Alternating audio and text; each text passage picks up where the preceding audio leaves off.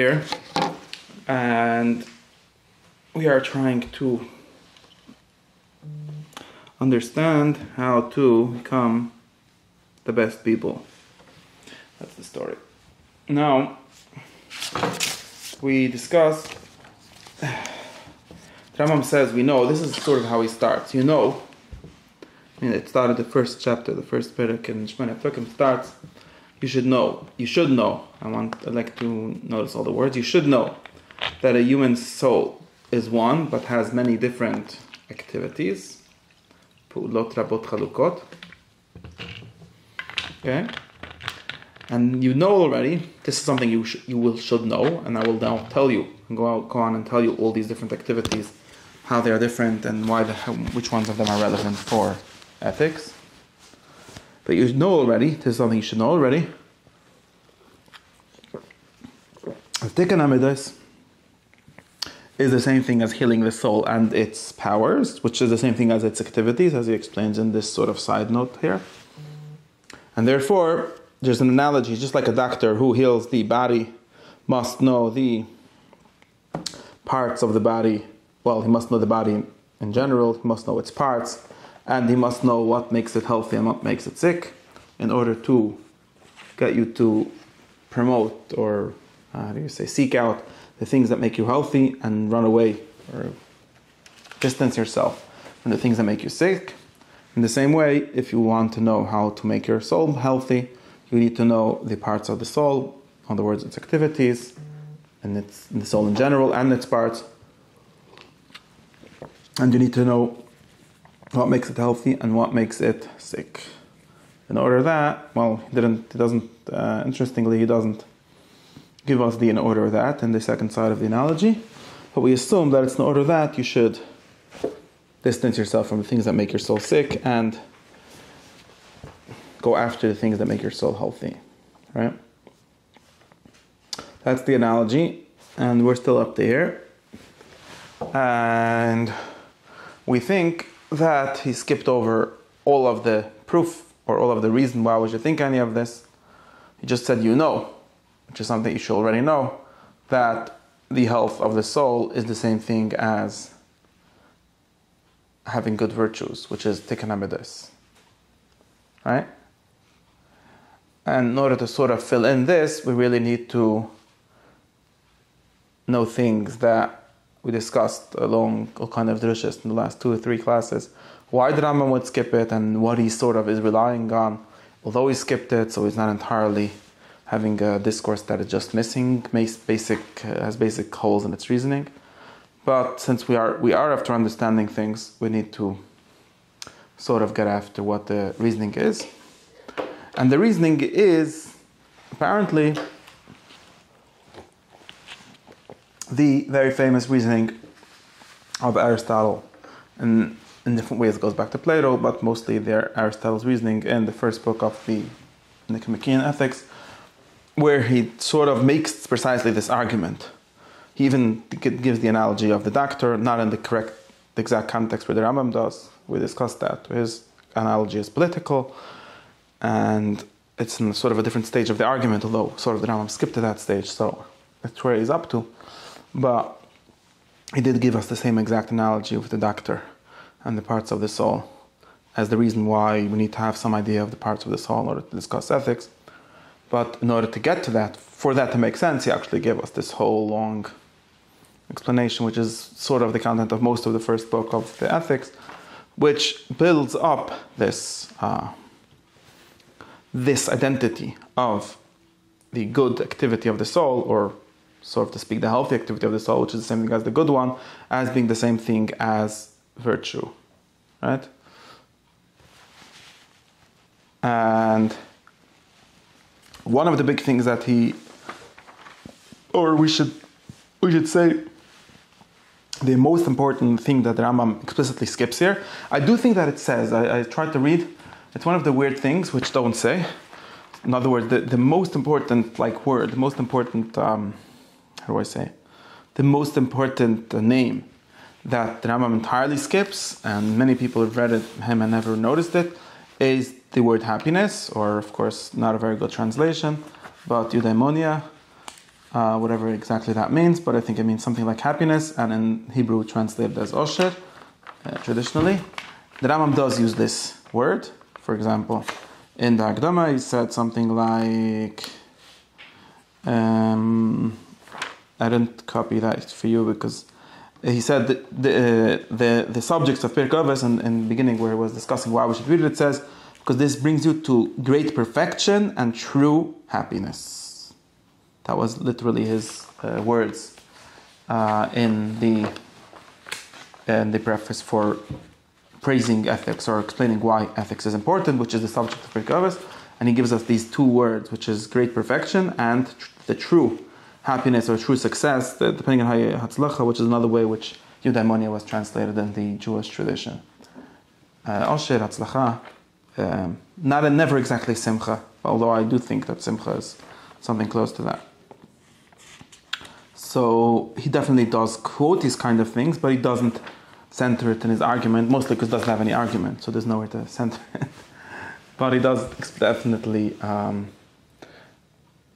skip this, and this is something you have to know.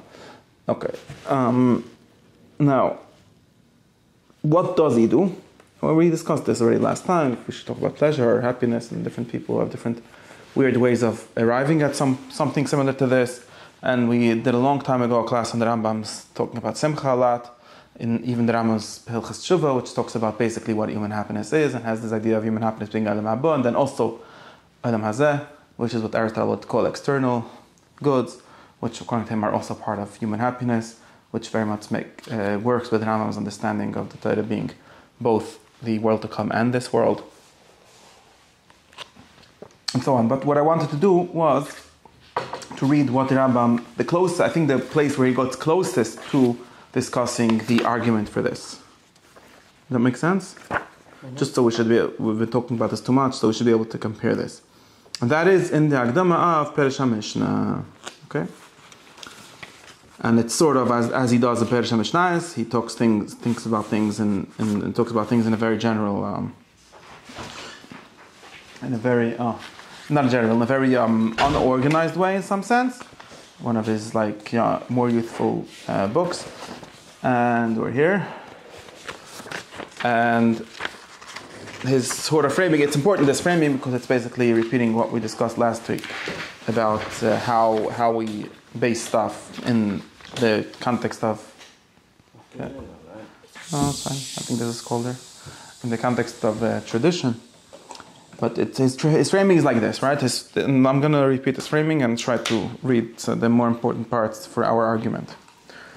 So the Hakdama of Pirush Hamishna is an Hakdama to Mishnayos, really, right? It's not an Hakdama. It's also an Hakdama to his interpretation, but it's also an Hakdama to Mishnayos. And one of the things it does is discusses all the kinds of subjects which are in the Mishnah and in the Talmud, really. And here is up to the Talmud, and I'm missing. If I have the full thing here. So I could tell you what exactly it says. But it says like this: the Talmud is interpretation of the Mishnah, and it includes four things. First is interpretation of the Mishnah, literally where we need to understand what we need to do, and this is something the Rambam will do too in his Pirush. Basically, the Rambam sees his Pirush and Mishnah as including everything the Gemara has to say in regard to interpreting the Mishnah. Which is sort of how he was able to ever write Mishnah Torah, because he already knew what the meaning of all the Mishnahs are, according to the Maskala. Okay, and the second thing the Gemara does, according to the Rambam, is telling us the Psak Halacha, like who would the Halacha like, and there's Machlokes in the Mishnah. It's actually something the Gemara almost never does, but anyways. The third thing is New Halachas, right, when there's cases that we need to apply the reasoning of the Mishnah, or new cases, or new Gzeiras and Takanas, according to the Rambam's classification of this being the sort of three things that Teresh B'Peh does. Okay, and the fourth thing is drashos. Okay, it says here drashos or aguda. So aguda is the fourth thing, and aguda, according to the Rambam, is usually something that has something to do with the perek of the Mishnah. But this is agudas. Now, he could have just moved on and told us, if you go all the way after this, and just tell us what he will do. But anyways, once he mentioned this, he decided And he says clearly that in the end of Isaiah here, in the end he says, this is, I went out of my subject and it's just nice stuff, but he explicitly gives us a status, how do you say? He emphasizes himself for moving out of the subject. If you go to page Samach, you see, I've been a great detour. But it's nice things, it makes the minna nicer, and it's moira la drisha, and it's important things as far as in my opinion. But anyways, so I'm not lying when I say that he's fell out of his subject. But it says like this. This fourth thing, so obviously the Rambam was sort of very worried about this fourth thing. Because all the first three make sense. Like we need to understand the Mishnah, we need to tell us the halacha, we need to know the halacha about nudinim that the Mishnah doesn't discuss. But why do we need to do Agada? Right? And of course I shouldn't give you the whole drush about this. Anyways, this is a question that only makes sense if you have a certain assumptions about what halach the Talmud is, of course. But anyways, the Rambam says, don't think that this is a low-level thing, something that's not very important, doesn't have great te'eles. It says it's very important. Why? Because if you will understand it correctly, this language is the ayin b'em iyum pnimi, you will have an internal understanding, meaning versus the external, right? The Rambam has this concept of there being many things having an internal and external sense, or a surface level sense, and an allegorical sense, or a deeper sense. You will understand from some of these Agodas at least, the greatest good, there is no greater good, and you will discover divine things and truth, all kind of things that the people of wisdom, people of knowledge, have not been able or didn't want to reveal to us. And all kind of things that philosophers have wasted literally, have wasted generations to figure out. So this is him praising Agudah very much. Even versus the philosophers who he claims have spent a lot of time to get to where these state members of Agudah are. And he says, well, of course I know that this is only in the impnimi, in the internal sense. If you will read them on the literal sense, you will think the furthest thing of the truth, furthest things from the intellect. And why did they do this? All right, so this is important for the Rambam's Hakdama and his understanding of everything. But why did they do this? Well, for two reasons. One, to make you think. Not sure what that means. Okay, I'm not sure. The second is for hiding. So these are sort of like two opposite reasons for speaking in non-literal ways. One is to help you. I think that, I don't know, I can make up pshat. I don't have a true pshat, but I think that there's a reason, at least I see a reason for speaking obscurely, which is that you need to make the reader work hard. Right? Because Art Scroll doesn't believe that the reader does any work, and therefore can't say anything interesting. If you want to say anything interesting, you have to have enough trust in the reader that he'll do some work himself. And even if some of the work is like work that you made for him, could like figure out what I'm talking about, but at least he becomes an active participant in the learning. And that seems to be important. The Rambam never says this. I made this up. It's a true thing, but I don't think he ever says that. But I think it's true. Okay. And there's also the opposite reason, right? It's for hiding. Maybe the same action can do both of these things, right? And he says to blind the eyes of the dumb ones, the unknowing ones, whose hearts will never shine. And if we will tell them the truths, they will run away from it because of their bad natures or their incomplete natures.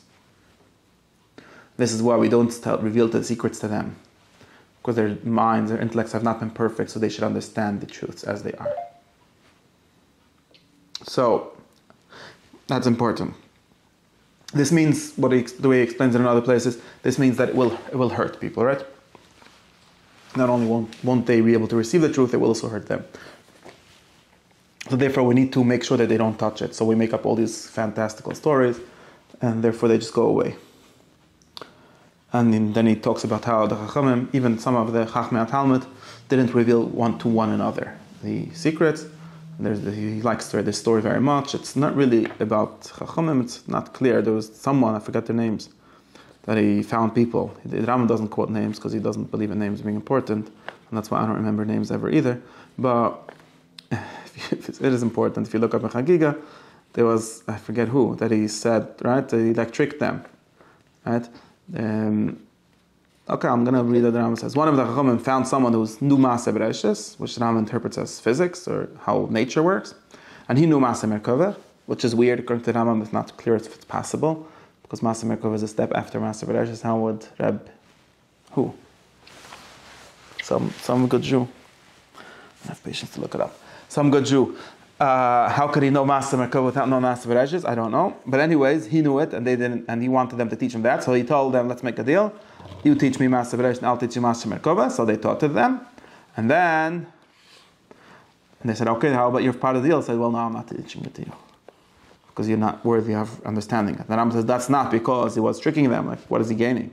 But it's because he really understood that he obviously is worthy of Maaseh Bereishis, because he already knows Maaseh Merkava, or he understood himself, understand it, but he didn't believe them to be worthy.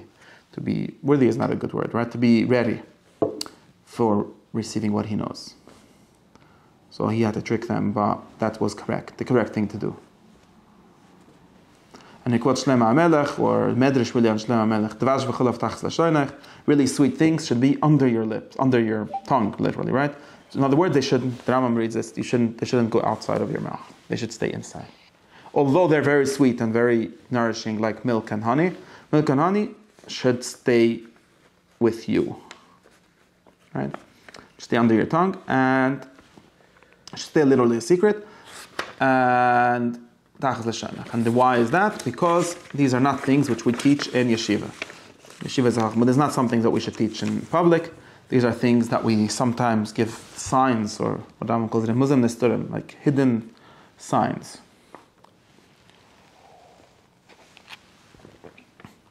Not sure what he means by that. And when God will take off the curtain of your hearts, or the blinders of your eyes, like we're trying to blind you, and then after you will study many chachmas, many sciences, which will allow you to understand this, then it will sort of open it. This is an interesting image that Rambam uses also in Moreh Nevuchim. I'm sure that it has some kind of meaning behind it, but he has this image of when you find a passage or a text that doesn't make any sense. Sometimes it's as if there's a curtain, a mask or a curtain or something blocking you from seeing it. In other words, I'm seeing the internal meaning. I'm seeing what it's trying to teach you. And the Rambam says, sometimes when I will tell you that this is an allegory, it's a mashal, then it will be just, I don't have to teach you the rest. Because all I'm doing is taking away the curtain from in front of your eyes, and now you will understand yourself. In other words, it will become clear to you. I think that the best way of thinking of it is something like studying a language, right? And language can mean in broader sense and in a more restricted sense. But if someone, for example, and many times we're in this kind of state, where you read a text and you just don't know, like all of the words don't mean anything because it's just empty signs, because you don't know the language. And if someone teaches you the language, then suddenly it's literally makes sense. Not because of the text didn't change, it's something in between you and the text changed, sort of, so to speak. Like that's why you have these images of light and blindness, like in sort of the same way in which there can be kind of great things in the room and you can't see them because the light is off. And so it's not changing the thing and not even changing you, changing sort of something which allows you to read it in the correct way. Okay, so that's what is going on in these Agadas. And therefore, what should we do? Since when we read it and we try to understand them, it seems nuts to us, the furthest thing from the intellect that is possible. And literally, because some of these are just like fantastical, imaginative stories and things that are impossible literally and so on. So what we have to do is, besides for studying and like working on Shtadlis Bedrisha, I think it means something like steiging and learning. It means, it really means that. Like working hard on finding out, studying sciences. And you should also pray, which is another way of saying trying very hard, that God should teach you and reveal to you the secrets hidden in these texts. Like David HaMelech did, and the Rambam really was the one, I think, that invented this pshat in David HaMelech. It says, Gal Einav habiten efleis m'teresecha. I don't know if that's the literal meaning, but the Rambam made it mean something like this image that we're discussing. Open my eyes so I shall see the wonderful things in your Torah. And then, after you will know it, after God will reveal to you these secrets, you'll still hide them again, as we just discussed. It's a chiyuv. There's like a beis, right? Like a shvu. Whenever we initiate you into the secrets, we make you swear that you don't tell them to anyone else. So how do you ever get there? That's why you have to daven. Nobody knows how. And it does give you some way, which is the shtadlis b'chachmas. And if you will sometimes give someone a Muslim some signs of it, it will be only to someone who has a perfect mind, and his and you've tested him. You know that he's a person who can read that. As we read in these stories, that Rambam is referring to these different stories of Chagig, where people test other people to see if they know, if they can talk to them. Therefore, a smart person should never reveal what he knows from these secrets, unless to someone who is smarter than him. Well, if he's smarter than you, maybe he knows them already. I don't know. Or someone in your level. But if you'll talk to someone, unknown person, even if he will be nice and not embarrass you in front of you, he will not like it. It will not help him, really.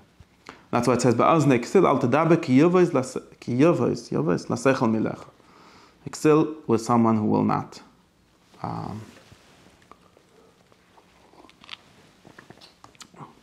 respect intellect.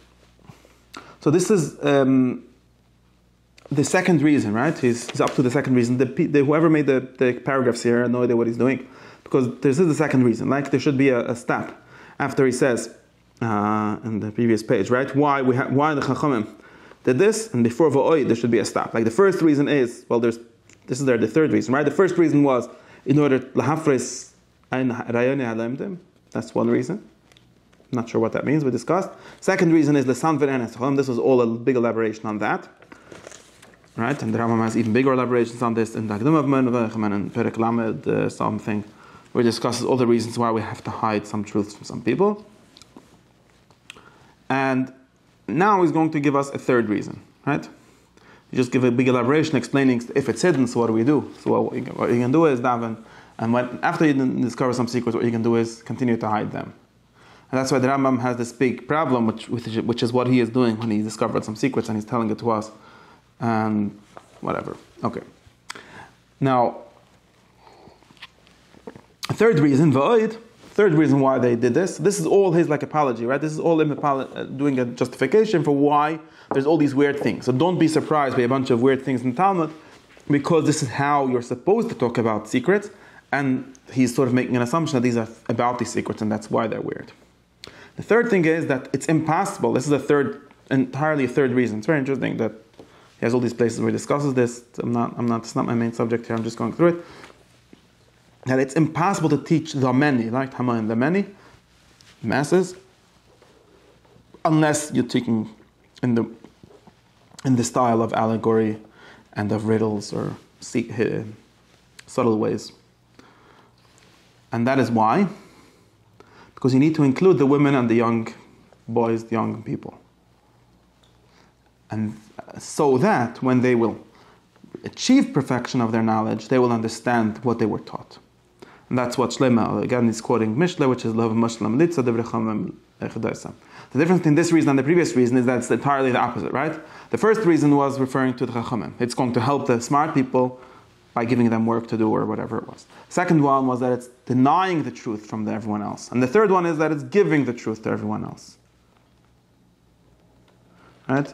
We're giving the truth to everyone else, although in an indirect way, in a mythical register. The first one is... The first one was that the smart people who already have sort of the keys, they know how to unlock these weird statements, they're going to be helped by us talking to them in riddles. Okay. Second one is that by talking in riddles or in hidden ways, we are hiding the truth, like we're protecting people from the truth. And the third thing is that we're helping those very people by teaching them the truth in a, like Emily Dickinson said, tell all the truth, but tell it slant. So the truth must dazzle slowly or something like that, or all men will be blind. Maybe the people who that's Emily Dickinson poem. Already can know will know. The people who should never know will never know, and the people who could know will now be able to. Yes, or even the people who cannot now know will know more than they would have known. Because why? Because not in a certain sense. In a certain sense, because why don't we just keep silence? Why are we making up all these stories? Well, there's two reasons. One is to communicate to the people who are going to know, but the second is precisely to help the people that are to know. And we discussed many times that this is something where the Rambam is, in some sense, very different from everyone else who is in. I can't say everyone else, but most people who talk about. What's this called? Esotericism, because most traditional esotericism don't have this third thing. Because they all assume that the correct people are going to receive the message, other people it's going to hurt them more, make them further from the message.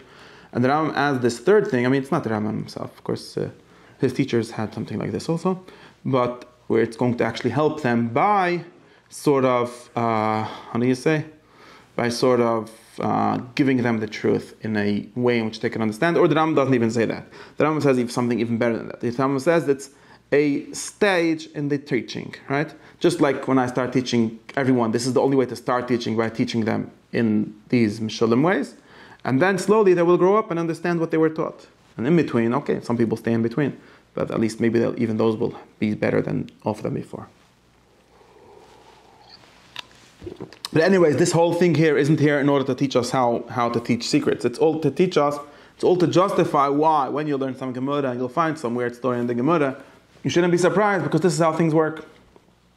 Lefichach, right? And that's the conclusion. Therefore, if you come across some subject that Chazal discuss, which your mind, your intellect will push away, will think is crazy. So what you should think is, instead of thinking something bad about those words, you should think something bad about yourself. Right? You should ascribe the deficiency to your misunderstanding rather than to their words.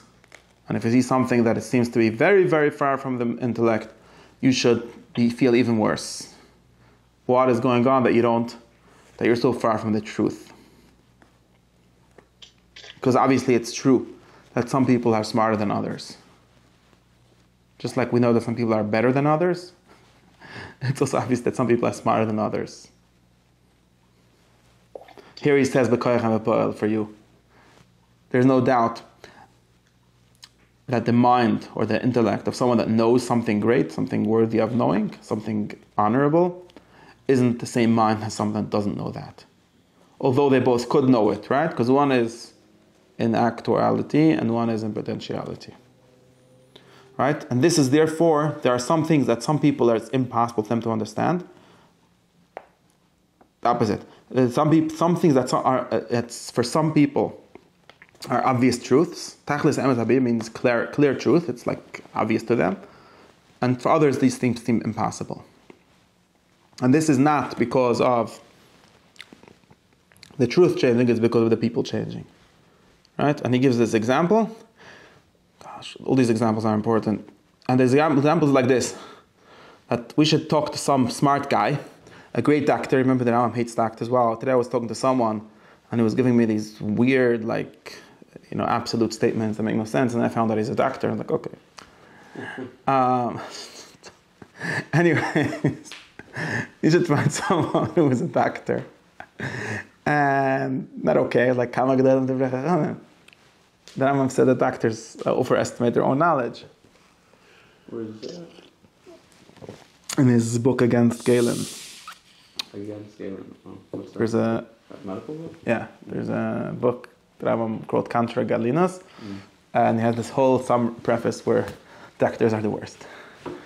That was before. That was before the modern doctor, but they still have very similar issues. That was before he became a doctor. No, he was also a doctor. This is him arguing in doctorai with him. It's part of his medical education, this thing. No, as a doctor, if he was only, you should be a doctor if you need to be a doctor. But you should only be a doctor. Anyways, you should find someone who is a great doctor, has made great medical knowledge, maybe even great math knowledge, or maybe even knows how to make songs. Maybe even knows some natural knowledge. But he doesn't know anything about two very important knowledges, which are called geometry and astronomy, which go together. And you'll ask him like this, that you see the sun, it seems like this little bally, right? Now I want to tell you something. The sun is 160 something times bigger than Earth. I remember, this is wrong, right? It's much bigger than that. Anyways. Yeah? 423 or something, no? The Rambam is off. His numbers are totally off. I don't remember. I remember that his numbers for the moon are correct, but his numbers for the sun are totally off because he thought that the sun was much closer. And therefore his math was very off, right? Now that we know the sun is further, it turns out that it's much bigger. But anyways, whatever the science that he read.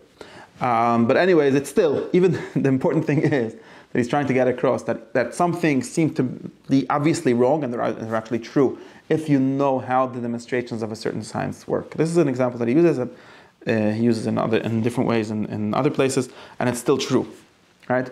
Because you have to believe your own eyes, and you see the sun. How big is it? Like the size of a dime, nickel, quarter, something like that. Depends on the time of the day and where you're in the world and so on. It can't be much bigger. Okay, it's far. So, well, at some point people didn't even figure out that things that are far look smaller. I mean, or they did figure out, but they didn't have a good way of measuring that. Right? And how big is well, I'll tell you the Earth is 24,000 miles, which is, I think, close to the truth. I don't remember. How big is the world? Something like that. Right? And I'll tell you, look, we made this whole calculation based on, they had these ways of calculating it. And this smart person will tell you, who will tell you something like this. This is very interesting. He will tell you, firstly, it's impossible. This is impossible to know. You are talking about things like the people say, you're talking about things in heaven. How do you even know stuff about heaven? How big this, like, you're here, you're a little guy, you're here in Lakewood. Okay, if you tell me you know how far it is from your house to the shul, I'll believe you. But you tell me how far it is from here to the moon, from here to the sun, or are you nuts? It's obviously beyond human comprehension. And even worse, right? It's even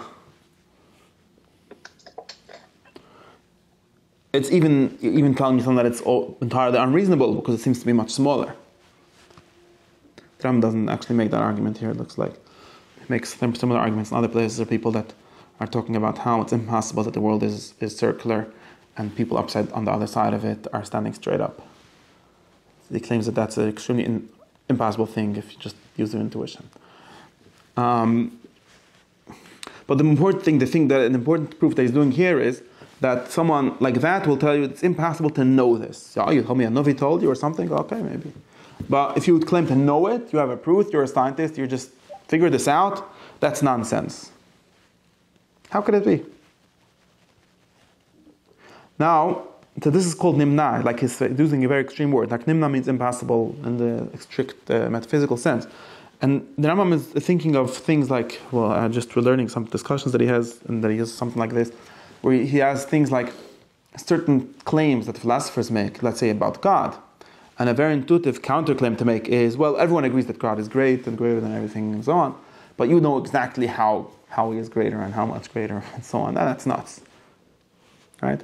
And in some sense, like all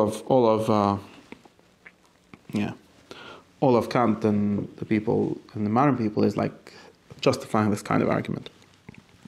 How could he do any metaphysics if it's so far from you?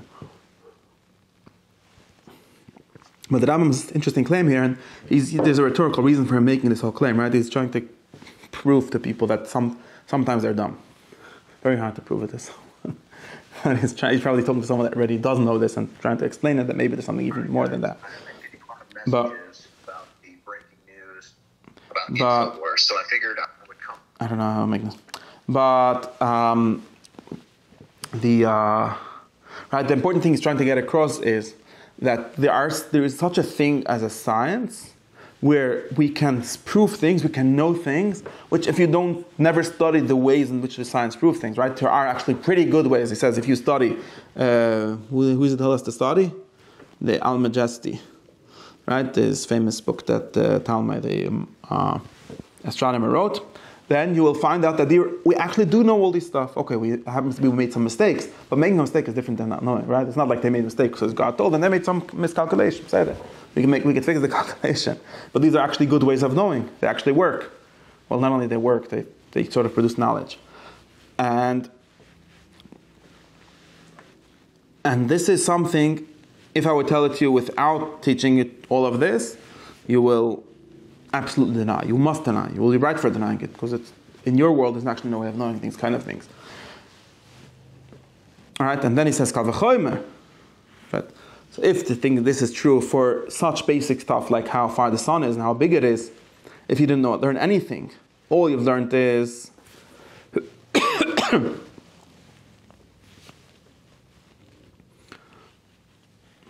you've grown up from your mother's knowledge to your wife's knowledge, as the Rambam was saying, language, not mine.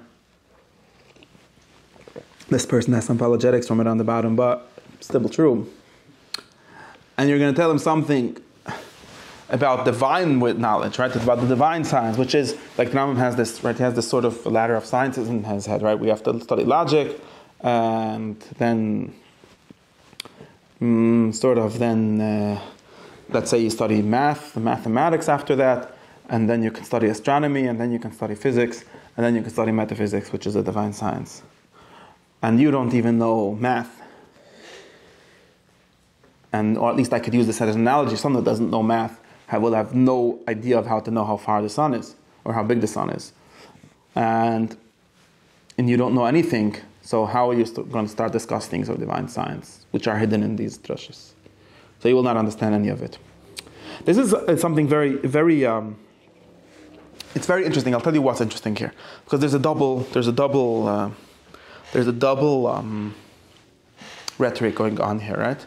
Because it's one thing to talk about how true science, divine knowledge, is something that you will not be able to know unless you have the correct prerequisites and know how it works. And therefore, if you see, okay, so if I read the Metaphysics by Aristotle or something like that, and I don't understand the word of it, I should probably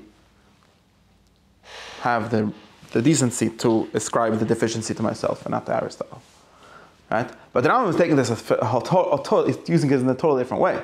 Saying if you read a weird book full of weird statements, so you should like this. Since I'm a stupid guy that doesn't know metaphysics, and therefore I should claim that deficiency is about me when I'm reading something that is it's entirely on the other side of the story, right? In some sense, it's the person that does know metaphysics that should be mad at the Haggadah, not the person that doesn't know, right? So his rhetoric is very weird. Because he's trying to use the kind of humility, let's call it, the kind of humility that you should have for someone who's giving you a good metaphysical shot, and say, well, I don't even know math, I don't even know how about the moon, how do I know about metaphysics? And he's trying to use that for the kind of thing that person will actually not take seriously. Obviously, if the doctor doesn't take seriously Member Chazal, and he might be having in mind someone, Razi. Anyways, but obviously, the true metaphysician takes it even less seriously, because there isn't anything further from, at least from the language of true metaphysics, than stories of Rabbi Chana. I mean, that's myth. That's not the furthest thing from philosophy that's possible. And the Rambam, so he goes like this. So he does this like two-step process, right? First, we tell you, well, no, this is actually the language of metaphysics, because I'm giving you this whole secret of esotericism. We have to speak metaphysics in this way, although that's not true for the people who actually taught us metaphysics, right? I mean, sometimes he says Plato did it sometimes, but Plato is not a very good proof for this, because Plato has this like very explicit thing where he like gives you the theory and then it's like, now they tell me a myth about it, and there's a whole theory about it. So it's not really. The Rambam sometimes says that Plato has done this, but it's not entirely accurate. But it's obviously not the people that he learned from are all speaking very clearly about metaphysics. None of them are making up weird stories.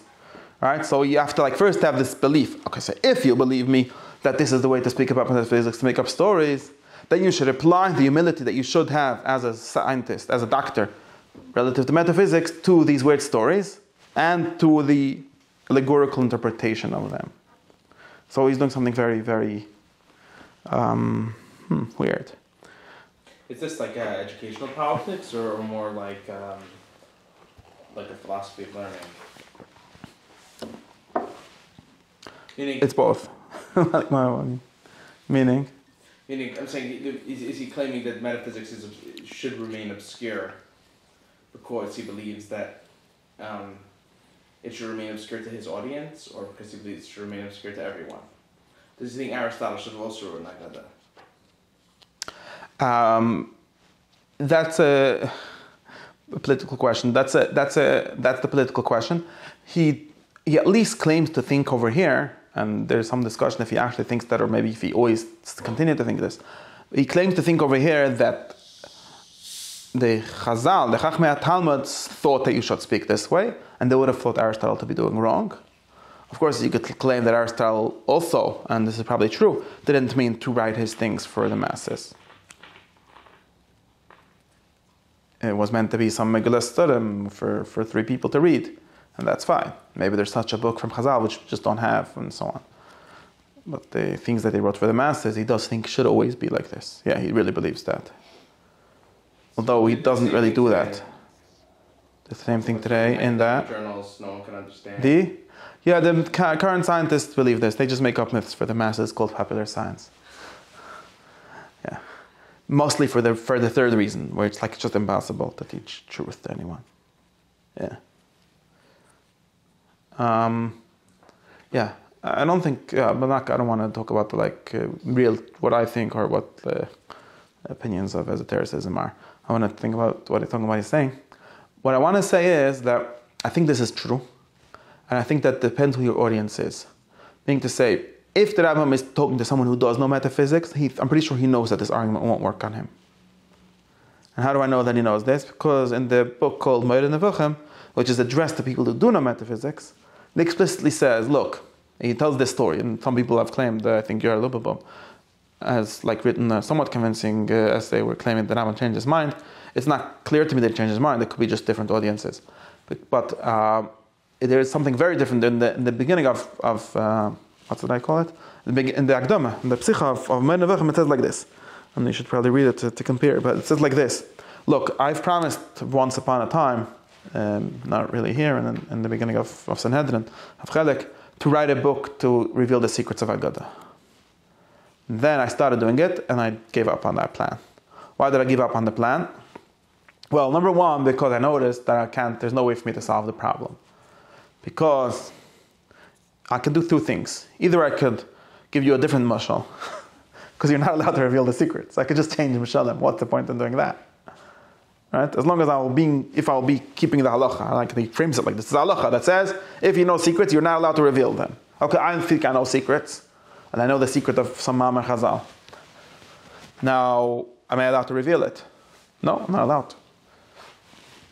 So what can I do? I could write this whole apology for Chazal, but I won't be able to actually tell you the truth. Maybe he thinks he thought he'll be able to do something in between, like some kind of make you understand in maybe some mythical language closer to your language, so you realize there's something going on. But he says at the end of the day, it's going to be machlef para b'chamar. It's going to be, his actual language is, it's going to be changing 2 individuals within the same kind. We're just going to be switching the mashal. And it's not useful, not very useful. That raises the question what he's actually thought he was doing in here. Was he revealing anything or not? And then he says, okay, so how about the other option, which is to say the truth? I can't do that, because you're not allowed to. And then he says, and that was one reason why he stopped doing that. And then he says, there's another thing I realized why it would be futile to fulfill that project. So that was one of the projects that Rambam promised to do and never did. Or he did it, and then says he did it in a different way, and he fulfilled this promise, but in a different way. He doesn't say what the different way is. You have to figure that out yourself. But then he says another important thing. He says, I've noticed something like this. That who are the people that are reading them about Chazal? There's 2 kinds of people, basically. Well, 3, but 2 main kinds of people. There are people who are dumb. Those are the people who he's addressing here, really. Right? Well, we'll see soon. Now, those people have no kashas. All makes sense. Rabbi Bechuna saw a camel flying in the desert, whatever. It's all fine. They have not studied science. They have not studied philosophy. They don't have any kashas, so why am I bothering them? They're fine. They're happy. That's right. Well, of course, he does want them to be smarter, but okay. But they don't really have problems with Haggadahs. Or if I tell them, it's all, whatever, they don't have a problem. Then there's other people that did study sciences. Now those people, they have 2 options here. That's where I said there's 3 people. They have 2 options. Either they say, well, whoever wrote this was dumb. Okay, so let them, why would I be so worried about that? That's what he says. This is not a problem. So it literally says, This is not a contradiction to the principles of the religion. Doesn't bother me. Okay, you're smart. You think that Chazal were silly people that didn't know philosophy. Okay. Who does it hurt exactly? The Rogachover wrote a big order on the side and says, this is not true. Of course it is. Against Yisrael Adas. But it's of course not. Because the Rambam made 13 Ikrim in order to say that nothing else is. And believing that Rabbi Bechuna was a smart guy is not one of the 13 Ikrim. So if someone comes to the conclusion that he wasn't, so he doesn't. Well, maybe he's wrong, but it's not something that the Rambam was ready to spend time convincing that person that it's not true. And what's the other option? This option, right? They say, well, this has an internal meaning. Okay, fine. So now you're also a Yid. You're not only a kosher Yid according to the Rambam, you're also a kosher Yid according to more people than you think Chazal were smart. Do you actually have to know what the solution is? You have to actually know what the allegorical meaning is. So they have to write a book for you to be. What difference does it make? Yeah, I'm assuming. What do you know the internal meaning? Don't you know the internal meaning? It's not important. So those are the two options that he gives us there in the beginning of Midrashim. And what am I saying from this? So some people said, okay, so he obviously changed his mind. It seems like the Rambam decided that some of them in Chazal are actually not as smart as he claimed they are in earlier works. And that's why I decided not to defend them even, or to let everyone decide what they want about them. Later in Midrashim, something where he talks about Sukkot, he gives us the same three-part thing. But he does say that, if I remember correctly, that there are people that are, well, this same three parts as in Hakdama of Chelek also, the same three things, and he gives it the same thing in Perek Mem Gimel about Dalet Minim, and he does give an explanation, and I think he does. I'm not remembering now 100%, but I think it does come down on the side that if you think that they were dumb, then you're dumb because you don't understand their language, which was. Doesn't actually say allegorical, he says something else. He says they were speaking poetically. And they didn't mean things as literally as you're taking them. In any case, the important thing for me here is that it seems to me like this. It seems to me that if we don't want to have this weird theory where the Rambam grew up and found out that not all Chazal is as smart as he thought, which is a possibility, but not very helpful to me. I could say something better than that. I could say that it depends who you're talking to. If you're talking to some big tippish who thinks he's very smart, right? Then you should always try to make him understand that he's not as smart as he thinks. Is it true that the precise text that he came to me with really has some hidden meaning, which is some deep metaphysics or not? Well, that's a discussion for smarter people than you. You don't even know how big the sun is.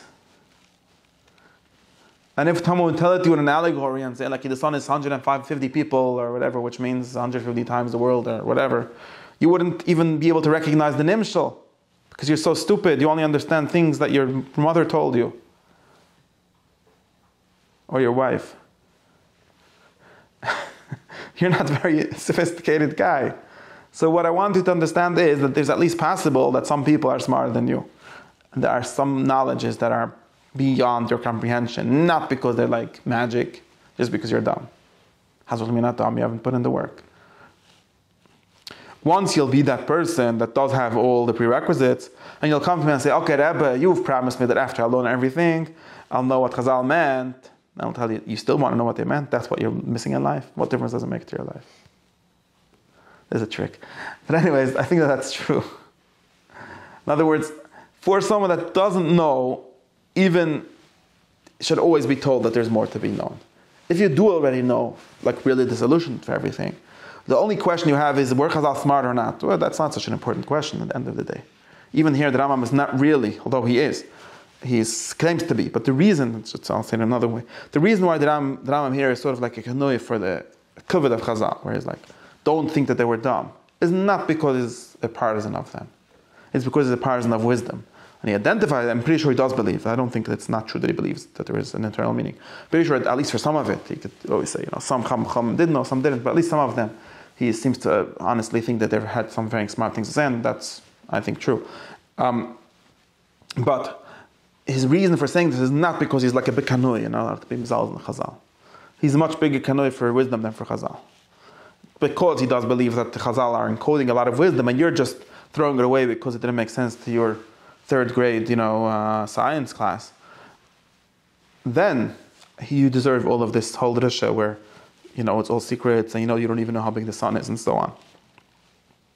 If the question is actually only precisely, was this specific guy who lived in the Sasanian Empire in the 3rd century, did he really know astronomy or whatever? I don't know. That's a nice question, but it doesn't seem to be so important for anyone. I think it's not so important. That's how I understand it. Okay? In other words, what my focus is that this is all a drasha pro wisdom. It's not a drasha pro Chazal. And he is going to go and give us this is all an Hakdama to something, but he is going to go and give us his interpretation of Ma'amar Chazal, which is sort of a radical interpretation. It's very far from the simple meaning, and so on. But it's true. True by itself, without being necessarily the true meaning of that statement.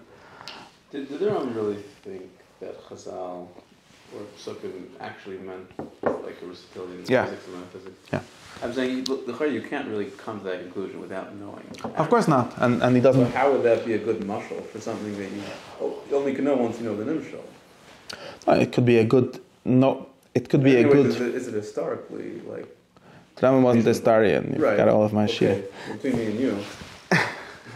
No, it's true. It's true. What is true? It's true that they mean those things, and the fact that you can't get from one to the other doesn't disprove it. Why not? Because the Rambam, of course, firstly because it's very obvious from people like the Rambam that you can't get from one to the other. They don't. This criteria that you're giving me, which is, could someone derive Aristotelian physics from Parashat Bereshis? The Rambam will actually tell you no. And it's not like he didn't realize this question. Of course he would tell you no. So obviously that's not a criteria that he thinks is even. It works as it's a good question. Firstly, you have to remember, a mashal also hides the truth, besides for it revealing the truth. They're definitely good at that part, right? Okay. So how it works for the Nashim Getanim that are trying to get there eventually? Well, it's telling them things that are closer to I think this is the real question is... They easily get to something else. I'm saying No, they can't get to anything. They can't get to anything. No, they're not going to get to anything. What they're going to get is the literal meaning, or whatever they're going to be taught, maybe something slightly better than the literal meaning, but something very close to the literal meaning, and that is good. Like it's much easier to get the Kabbalah or something, or some kind of mysticism. No, I don't think that's also not correct. No Kibbutz claims that you can get the Kabbalah straight from the text. Okay. That's also not true. So in this sense, they're both equal. The Ramban explicitly claims you will never understand me from reading me. You will never understand me. You'll need to have Kabbalah. So there's always something external to the text that without that. The actual Kabbalah, but I mean some kind of. I don't know. Those are words that I don't know what they mean. So I'm not going to. Whatever. No. So that's it. But I'm not going to get stuck in this. But the important thing is that of course you can't get from one to the other. You can't get from the mashal to the nimshal without external meaning to the text, external knowledge. But that doesn't mean that the text doesn't mean that. That's not a criteria for him. Doesn't believe that the way to find out is by reading the text. He says, like I told you, what he says is that I think that this is precise what he said. When you will know the subject matter, and you will find someone speaking in this mashal, obviously he skipped a step, which is you will know the codes they're speaking in. I don't know why he always skips this step. And pretty sure, obviously, in he does do that work of giving the codes, saying this word means this and so on. He does do this, and even here, he's going to do such identifications. But of course, that's a step that you're going to need. And so you can have these keys. He literally calls them keys in Medrash. You're going to have these keys, then the door will open for you automatically. And will you add, then the question is something like this. The question is, will you know something more that you didn't know before? Or will it just approve what you already know? That is a good question. I don't know the answer, obviously, to that. I don't. Because you have to understand that, in other words, it doesn't seem to me that it would make sense that you should add something.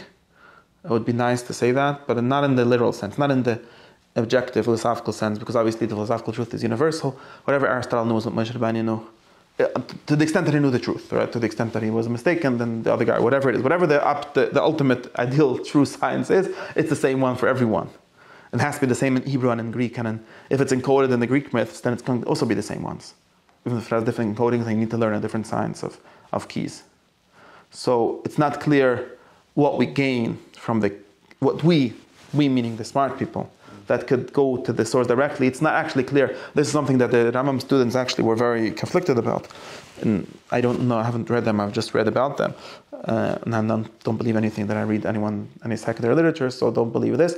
But some people have told me, some people I've read told me that this was actually something very controversial among Rav Shmuel ben Tibban and his friends, which was if for the intellect, for the elite, does the Torah actually add anything? And there was a serious argument, which according to him, Rav Tibban said that the Torah is not actually not actually being mechadesh anything to the elite at all.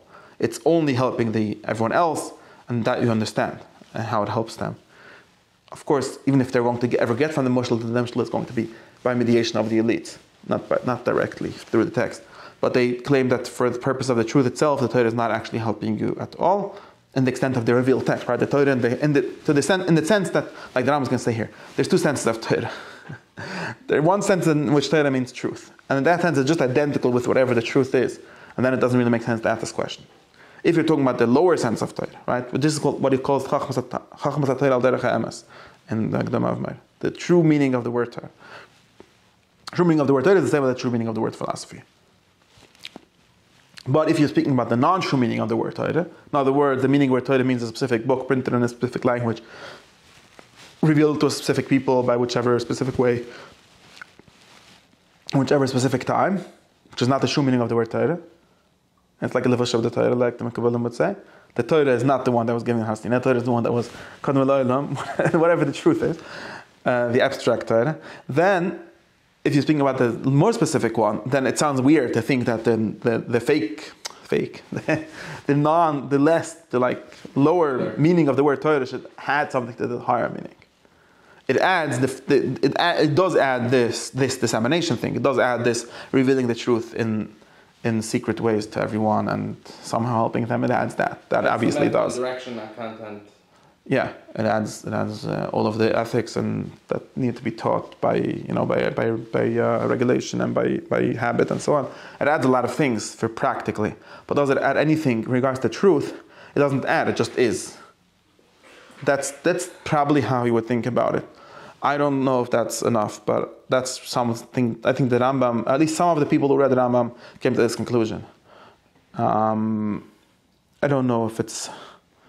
I don't think it's practically true. Like this is why I gave the whole previous class, where it's not really true for anyone, because there aren't any people born on the island of philosophy, like Chai ben Yaktan, that fiction book that some Arab philosopher, I forget who wrote, which was like the cart before the cart, where he described this kid that grows up on an island and discovers all the truths. But since that's a fiction, it's a nice fiction for this purpose, but it's a fiction. Nobody actually grows up like with that. So everyone's always going to have to start from their mistakes. And if you have a tradition, then that is going to be where philosophy starts.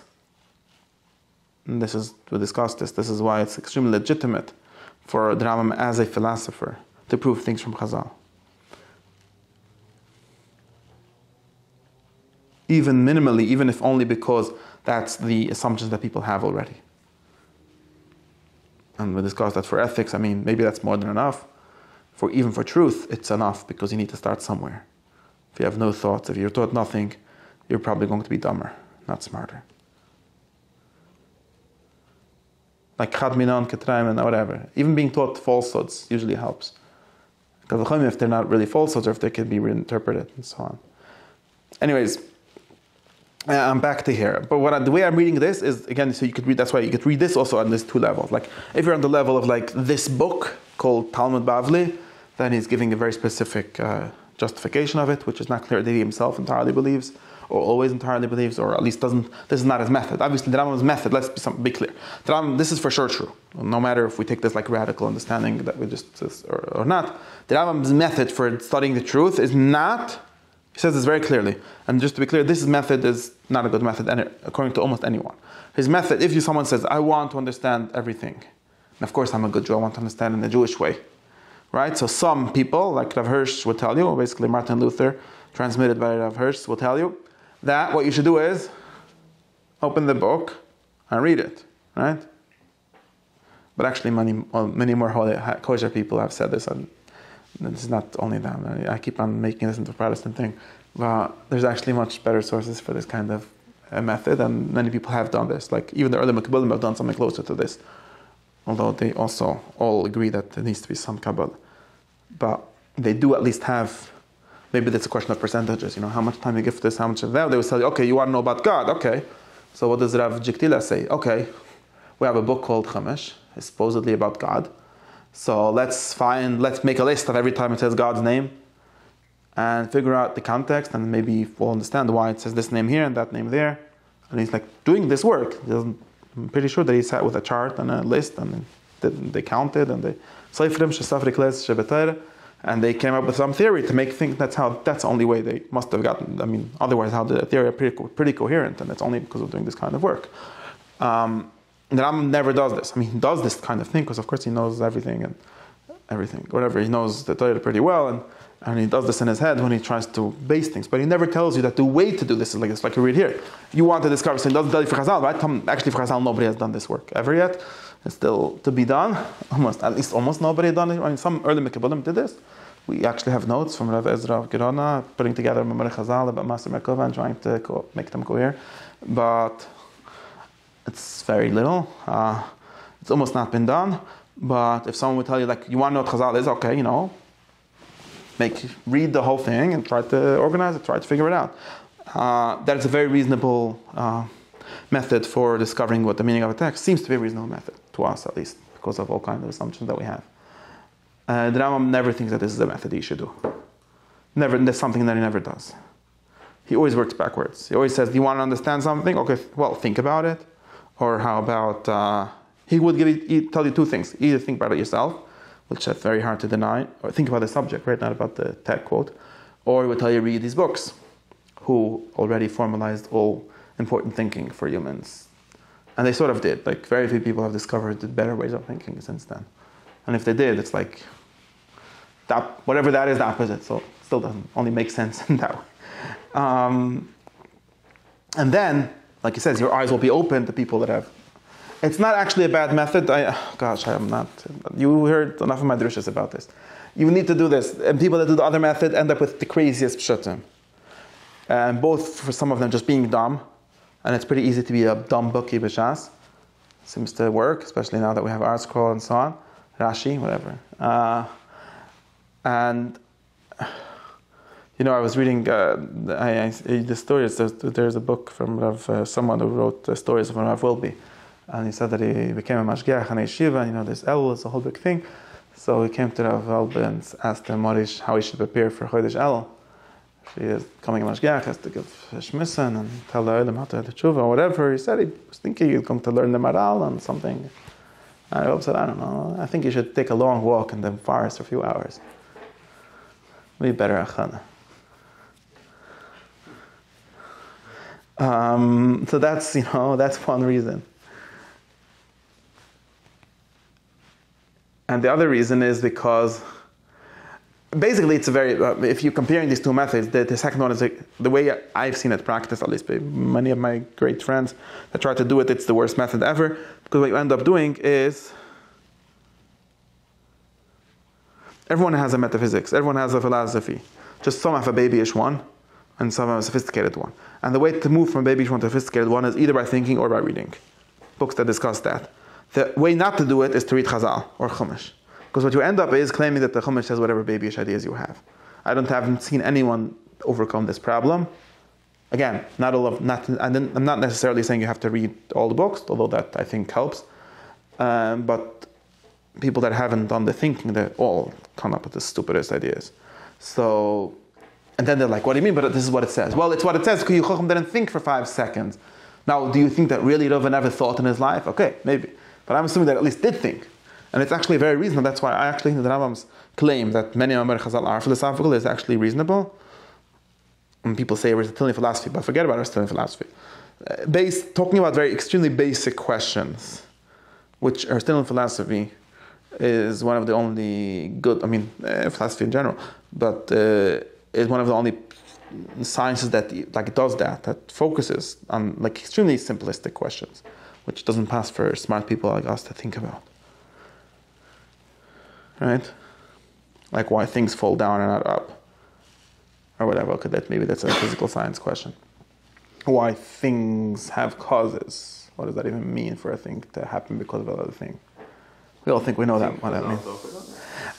No, this is like metaphysics. I don't know if they talk about metaphysics, but I think that they do talk about. They do. I mean, if you think, for example, you want to talk about physical sciences, Chazal absolutely care about physical science. They absolutely have entire sugis which are just physics.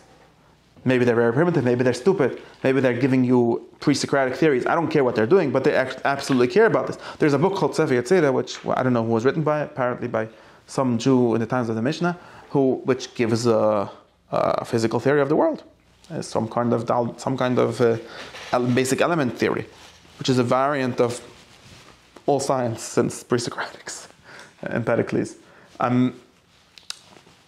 It's obviously a science book. There's nobody.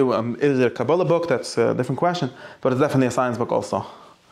And there's definitely medrash and so on. But I'm pretty sure that when Chazal were discussing, if this heaven was created first or the earth or whatever, they were literally discussing that question. And I'm pretty sure also that when they brought a proof from a pasuk, this is another weird thing, they don't really think that if there would be a pasuk otherwise, they would think differently. It's always someone that has a reasoning and then he uses the pasuk to prove his reasoning. I think it's always like this. It's never just. They're not interpreting the Chazal. They're also, in other words, they are interpreting. That's actually a very good example because both psukim exist and no one's hiding any from the other one. Yeah, and then that's why the third guy says maybe they're both together. But there's aliyah svura that they're hiding. I do also believe that there's esotericism, and I don't know if in the Rambam sense, but in the sense of that Chazal didn't actually believe that they have to write down their arguments. In time, I think this is true for halacha also, which is why I think most of the Shaina are messed up. Because they all think that the Gemara writes the reasons for the halacha and it doesn't. But that's another conversation. I think this situation of halacha is even, yes, but not. Okay, whatever. Point is, obviously Chazal believed in oral transmission. Obviously they had but the medrash, which discussed things at length. For 3.5 years or 2.5 years, the Basam and Basil argued if and of course maybe they would just bring psukim the whole time, maybe. But I'm pretty sure that's literally philosophy, and some like basic question of philosophy. I mean, I'm going to be talking Megdaik and exactly their words. Noach, I don't know. This some sort of asking the question of if it's good for humans to exist, if it's good for them, if it's good for whatever. I'm pretty sure it includes everything. In the world, you're saying that there's one truth, and the truth is essentially Aristotelian physics and metaphysics, and the Torah means that. Like, is that reasonable? But it's clear that because it's true. It has to be reasonable. If you think it's not true, then it becomes much less reasonable. This is very important. If you think it's true, then it's extremely reasonable. If you think it's not true, I don't know anyone. I mean, there's non-religious people and like very cynical people. I don't know anyone that thinks that something is true and that Torah doesn't talk about it at all. I have all kinds of friends that are like, I don't know, psychedelics. And of course, that's what the snare was, right? It's like fetish pasuk, right? Wasn't that some kind of trip? I mean, it says, even I've heard so many drushes in that parsha from these Jews. And some of them are good and true. And they're not saying that we're making up drushes because they all think, and it's obvious to them, like, we're in the same business, we're trying to meet God in the desert, and Moshe was in this business, and it seems like this is how it works. So probably, you asked him, maybe he took a different drug. Okay, say that. We'll fix it. Nobody is arguing that exactly the details of their theory is what it 100% means, but it's talking about this subject is what they're all convinced, and they're reasonable for it's true.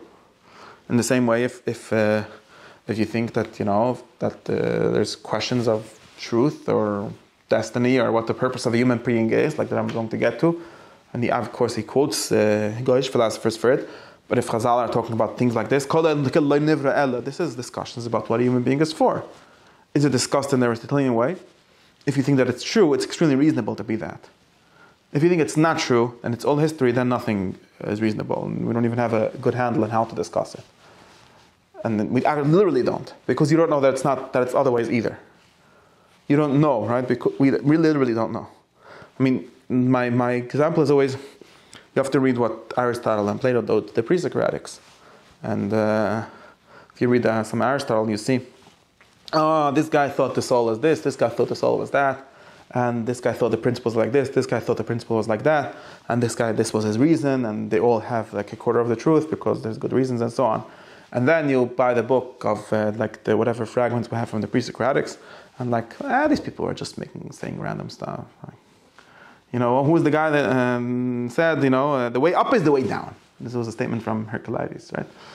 The way up is the way down. Comes Aristotle says, this is because he's a relativist, and he's trying to say that there isn't a way up and a way down. It all depends on human perspective. I don't know, maybe he was just giving directions to, like, there's people that come and say these kind of things nowadays. Like, you don't know any of that, right? Do you know? The way up is the way down. Wow.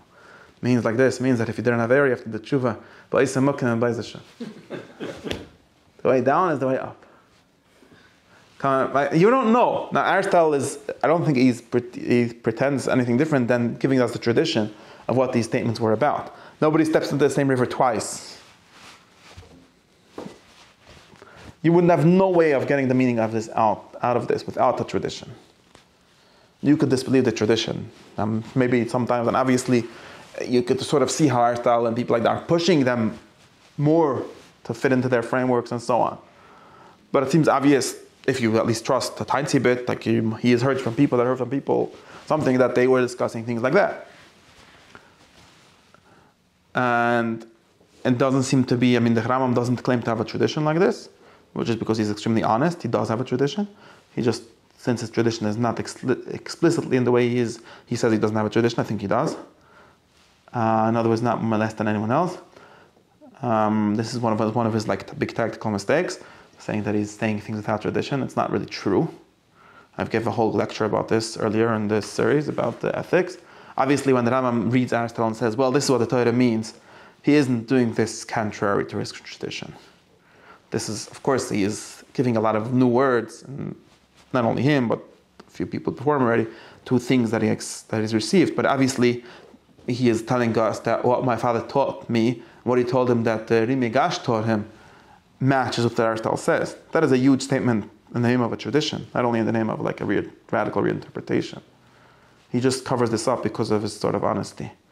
Sometimes he's too honest. In any case, it's just a lot of thought. Just at some point crystallizes, but no philosophy. Aristotle wasn't born in Lakewood, New Jersey. Yeah, of course. Even when Aristotle tells us, if there's even this weird thing where Aristotle tells us all kind of things that Plato said, and then all the Evichah can go and read Plato and say Plato didn't say that. And like, this guy was by his lectures for 30 years, and he's telling you what he says, but you don't believe him. But you Chochem believe besides best. Okay, what should I do?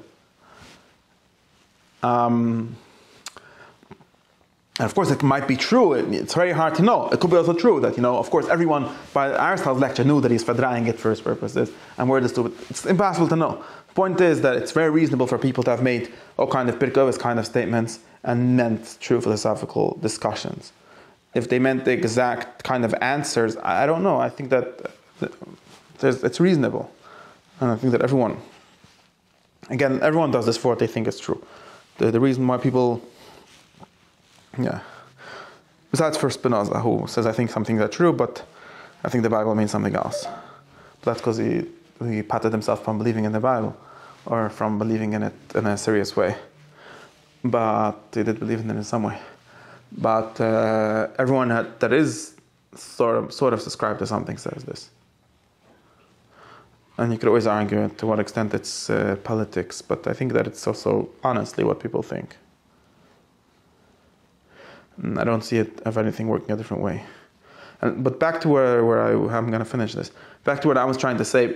I think when the Rama is praising, seems to be praising Chazal here and saying, you're so dumb because you don't know how the sun works. And then, of course, the next question should be, well, did Chazal know how the sun works? And the Rama obviously knows that they didn't. Or not as good as he did, which was also wrong. But he doesn't, that's not the problem here, because he's making a very general statement. You're dumber than both of them. You reader that he's addressing is dumber than both of you. You shouldn't be so quick to decide that something that doesn't make sense to you doesn't make sense. Can we tell Mr. Rambam that he does the same mistake by himself? Maybe we could. He does sort of justify himself against those kind of claims in different places. But the main thing is here. He says, I'm going to finish. Therefore, we should we should make, what does niyapa mean? I'm not sure. We should make stronger the faith, the emunah in them, and we should try very well to read them well.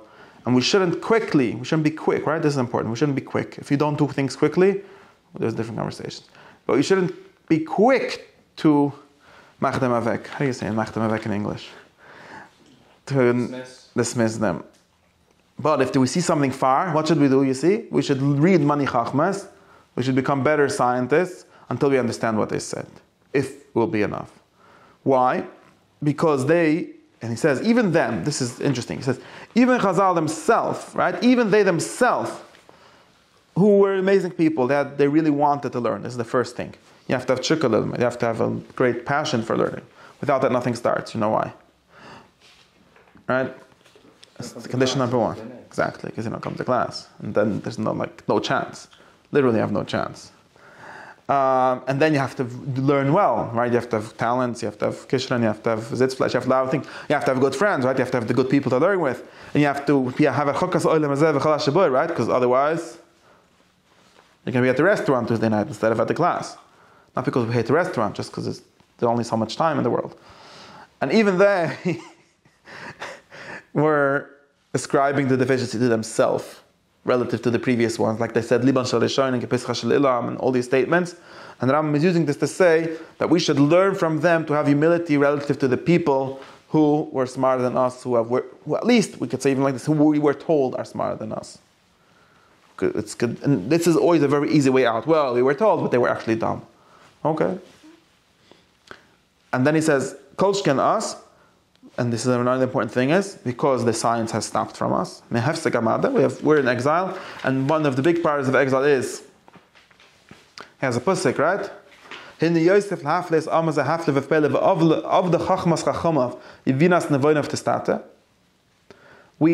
is another one of the Rambam's brutal honesty, we are assuming that we once had sciences, we've had these prophets, and we have this inheritance of great stuff. We are in a really messed up state. We don't know any of it. And this is, of course, somewhat our fault. Not our fault directly. It's the fault. It's what happens when you lose your yeshiva. Your yeshiva was literally closed down. And then we have a yeshiva with 5 people. But this yeshiva is not continuing any tradition from 1,000 years ago, where there were 100 people or 1,000 or whatever many. And there's zero way for anyone to claim that he knows what Chazal were talking about. So this is Golas, very important. This again, anyone? I think that I get this class by the pool. I don't know, you were there? No, nobody was there. Okay, I was after Tisha B'Av. I gave this whole drasha about how none of us know shit. None of us know anything since the Chal beis medrash, at least maybe even before. But since then, anyone that claims to understand the Torah is lying, because Golas means we lost that. Now we're just working on recreations from fragments of memory and from McIntyre's finding the fin of the space shuttle and trying to build mysticism based on it, all kind of crazy ideas. And besides for that, this is the political problem, very big problem. Besides for that, all of us has four different other problems. We're dumb, we love food, and we're lazy, and we're not lazy chasing after money. These are Abbas Shvatera. This is again, he discussed the 4 things before, now he's giving us the 4 things that we're doing. And, after you'll stop being dumb, and you'll stop wasting time and all the other things, then we'll start discussing if Chazal knew what they're talking about or not. But meanwhile, we have 2 reasons why not to discuss that. One is that we're living in a broken tradition. We don't know. And the second is that we are not very much putting in the work. That's what he says. Maybe he means you, not me. I don't know who he means. Like when he says Kal echad me'atoni, maybe he's just being nice, and he believes that he is doing it, but everyone else, his readers, aren't doing it. And he says, since they knew this, Chazal knew this, and they knew that what they speaking is clear, without any sign, without any how do you say it? Everything they say is true. They knew that. Therefore, they said, this is not, in other words, it's not because just they like to protect their kavod. It's because they knew that if you would understand how sciences work, you would see that everything is clear. And how could they tell this to us, to someone that doesn't know it, without telling you this? And what does Tzeiris Achas mean? Says the Rambam. Ve'en Tzeiris Achas gedoyle min hasichlis. Asher zi asli lahadlik. You know what's worse than Tzeiris Achas? Stupidity. Or maybe it's the same thing, because you're literally just going to be busy with that. And therefore, you will never find someone being mayas. How do you say being mayas? I don't know. Not taking the word seriously. Only someone who loves sensible things. You love pleasure and sensible things. People whose heart has never, again, these dark people whose heart has never been enlightened by the light and shining things. Those are the kinds of people that he's talking to. You see, those people their problem is not with Chazal, their problem is with wisdom. And he's like justifying, why did Chazal say these kinds of things? It's because of this. And since and you see why, this is amazing. Why did they spend their days, waste their days? Why did they waste or spend their days by day and by night thinking about these things? And they told us to do this, right? By night and by some of the day. Like the halacha is, right? You have to learn all night and part of the day also. That's Hakdama Torah. It says Hakdama Torah Pirush. Actually says all day and part of the night, but I guess he's talking to people that work during the day. And they said this is the most important thing. This is the goal. This is the end, as they said. Why did they say this? Did they say it because they were dumb and they believed that you have to learn Hilchos Boirer your whole life? Can't be. They're not dumb. They told us that if you believe that, you're getting Tzeiris Achas. So it must be that meant they understood that what they're talking about was the truth.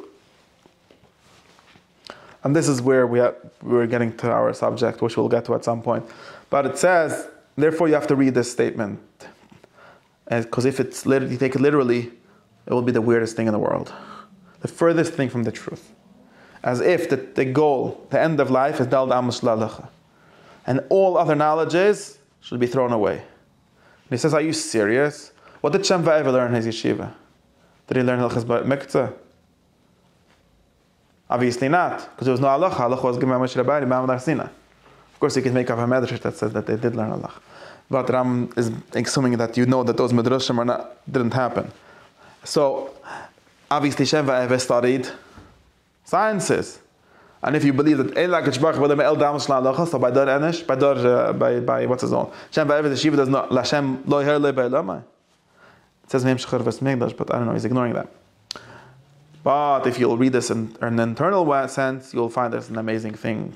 And he's going to use this as an example for everything else. So, and that's where we're going to get to next time. Anyways, that was the important thing. That's why I had one of my teachers was that he's going to make a yeshiva. It's going to be called Yeshiva Shem Va'ever. We should have named our yeshiva Yeshiva Shem Va'ever, because we're studying the things that they studied before there was Allah. And this is the real meaning. This is the real meaning of the it doesn't mean Allah. All it says Allah. Yeah, you know why. Or do you know why? Thank you so much. All the tshuva. Yeah.